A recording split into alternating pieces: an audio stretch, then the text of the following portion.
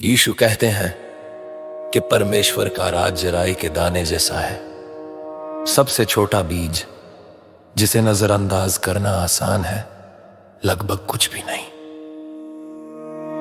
फिर भी एक बार बोने के बाद ये बढ़ता है, ये फैलता है। पक्षियों को इसकी डालियों में पनाह मिलती है। परमेश्वर ऐसे ही काम करता है, दिखावे से नहीं बल्कि सरेंडर से, आकार से नहीं बल्कि विश्वास से। राज्य चुपचाप शुरू होता है, कमजोरी में फुसफुसाई गई प्रार्थना, माफ करने का फैसला, मांस में वापसी, पश्चाताप का एक काम प्रति हुई लेकिन सच्ची हां। हमें लगता है कि ये चीजें इतनी छोटी हैं कि कोई फर्क नहीं पड़ता। परमेश्वर को कभी नहीं पड़ता। बीज में खुद को बदलने की ताकत नहीं होती। इसे दफनाना होगा, छिपाना होगा, नजर से ओझल होना होगा, तभी जीवन शुरू होता है। हमारे साथ भी ऐसा ही है, बदलाव बिना देखे होता है, पवित्र आत्मा द्वारा उन दिलों में काम करके जो परमेश्वर पर इतना भरोसा करते हैं कि सब कुछ जाने देते हैं। शाऊल को याद करो, उसने भगवान के समय से पहले ताकत पाने की कोशिश की और सब कुछ खो दिया। लेकिन डेविड ने लगभग कुछ भी नहीं से शुरुआत की। 5 चिकने पत्थर, एक चरवाहे का विश्वास और भगवान पर पूरा भरोसा। भगवान ने छोटी चीजों को बढ़ाया।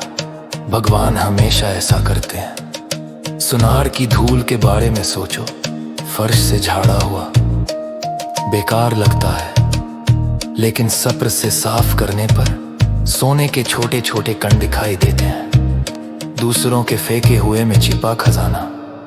मैंने इसे एक बार YouTube पर देखा था। एक परिवार साइकिल का कारवां चला रहा था। उन्होंने एक बार में 1 रुपया मांगा, बस एक। उन छोटे सिक्कों से उन्होंने 5 विकलांग परिवारों के लिए घर बनाए।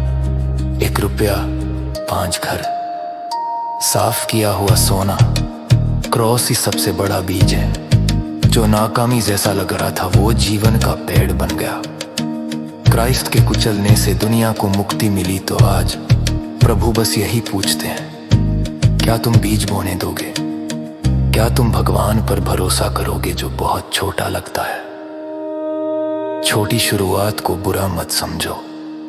भगवान कभी नहीं मानते। उसे अपनी छोटी छोटी चीजें दो, अपनी कमजोरी, अपना विश्वास, बदलने की अपनी इच्छा, और भगवान तुम में अपना राज बढ़ाएंगे जब तक कि दूसरों को उनके किए कामों की डालियों में आराम, पनाह और उम्मीद ना मिल जाए। प्रार्थना। प्रभु यीशु, अपने वचन को हमारे अंदर गहराई से लगाओ। हमें तुम्हारे छिपे हुए काम पर भरोसा करने के लिए सब्र दो, कंट्रोल छोड़ने की हिम्मत दो और ये मानने के लिए विश्वास दो कि तुम्हारा राज बढ़ रहा है अभी भी। आमीन। प्रार्थना।